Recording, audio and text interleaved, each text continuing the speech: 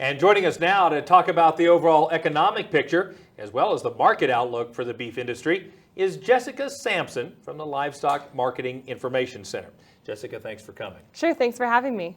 You know, these April storms have certainly helped the moisture condition here in Colorado. What does the moisture condition look like across the rest of the country? Yeah, you know, overall I think it's pretty good, but we can kind of start with a picture of the West and move across the U.S. generally. Obviously, California is still dealing with significant drought. We watch the U.S. Drought Monitor that's updated on a weekly basis, still a significant portion of the state in red. However, this past winter, they did get quite a bit more snow, much better snowpack in the Sierra Nevadas, and a more wetter winter spring. So anything can help at that point. Some improved conditions, still a lot of drought. Of course, as we move across the U.S. into the Rocky Mountains, we just had a pretty significant snowstorm, definitely increased the snowpack up in the high mountains with a lot of moisture content. So that's setting us up for a nice spring also. If we talk about the Northern Plains, South Dakota, we just heard reports that they got some significant moisture lately. North Dakota, on the other hand, we're hearing from producers that they had a very mild, kind of dry winter, a dry spring so far. So I think they're getting a bit nervous. They might be set up for a drier summer. We'll have to monitor that situation. Through the Southern Plains, you talk about Oklahoma, Kansas, Texas Panhandle.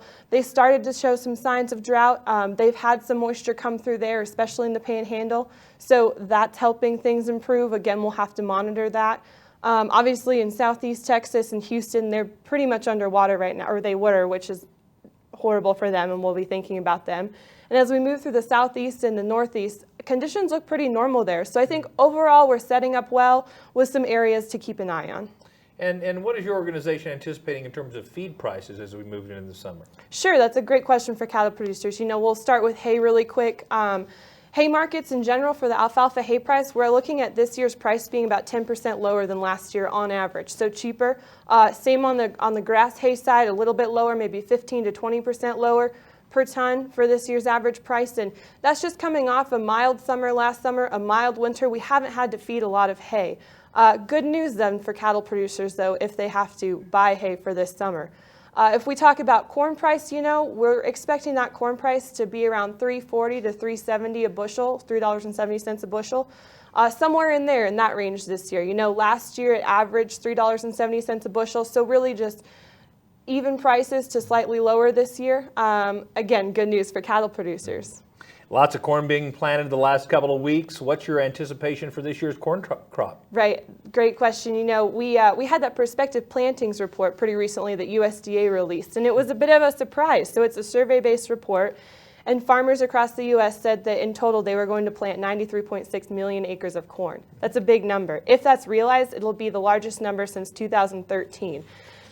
You know, a lot of questions as to whether or not we will realize that number. A couple caveats, though. If we do, some of those acres that are being brought in will be some of the more marginal producing corn acres. So we're kind of expecting to see a lower average yield this year.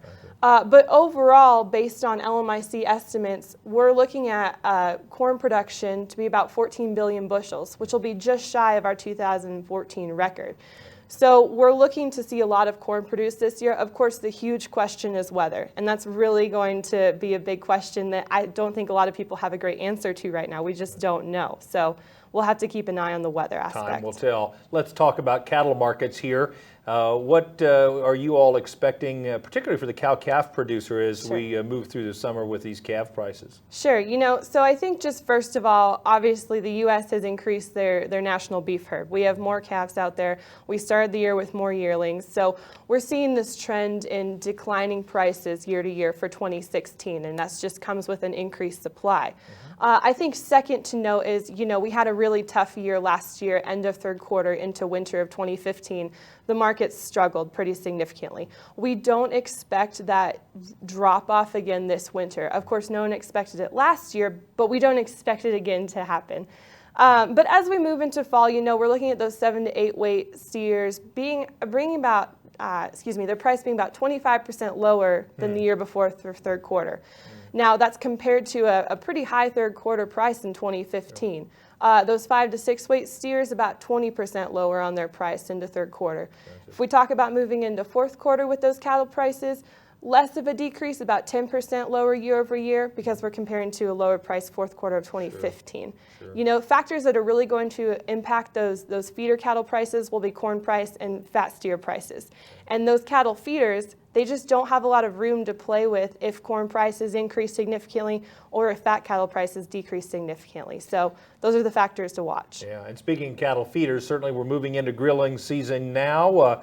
What do you expect relative to fed cattle prices? Sure. Well, for fed cattle prices, kind of going into second and third quarter, we see those prices down about 8 to 15% year over year. I know that's a wider range. We're expecting some higher prices during the summer and some lower prices in the fall. You know, if we think of how we placed feeder cattle last year, we really delayed a lot of placement. So we put cattle into the feedlots later. And what that's done is moved our beef supply to have more supply in the second half of 2016. So that's kind of playing with the dynamics on these fed cattle prices. Obviously, you can't talk about prices without talking about demand. So beef demand is going to play a huge role in this. And I think we're all really excited, hopefully, to see how this demand plays out here in the spring as these grilling months show up. Absolutely. Well, lots of factors to consider, and we appreciate you coming and sharing your perspective. Thank you so much. Thank you. Now, if you'd like more information, you can visit the Livestock Marketing Information Center's website, and that's lmic.info. And don't forget, you can watch video replays of our program anytime at cattlemen2cattlemen.org.